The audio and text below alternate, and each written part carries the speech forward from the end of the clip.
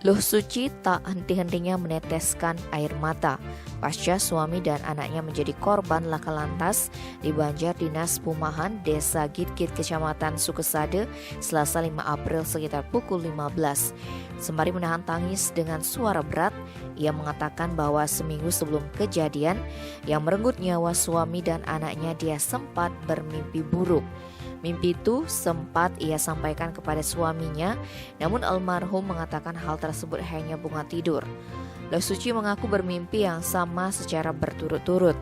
Sebelum kejadian, tuturnya dia bermimpi suaminya ditelanjangi perempuan lain.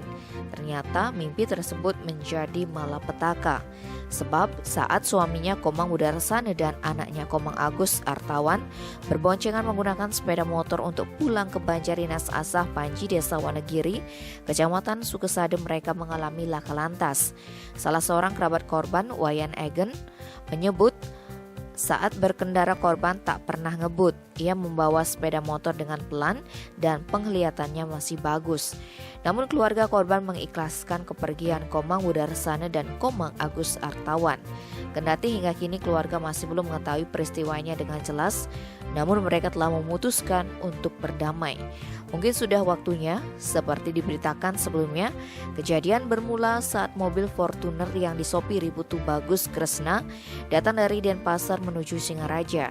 Sesampainya di lokasi, kendaraan Kresna mengambil haluan terlalu ke kanan.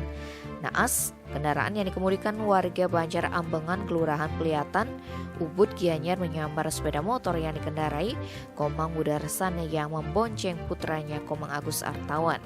Setelah menyambar pengendara sepeda motor, mobil Fortuner oleng ke kiri lalu menyerempet kendaraan Avanza putih yang dikendarai Antonius Sanjaya Kiabeni serta Avanza hitam yang dikemudikan Made Wiantara.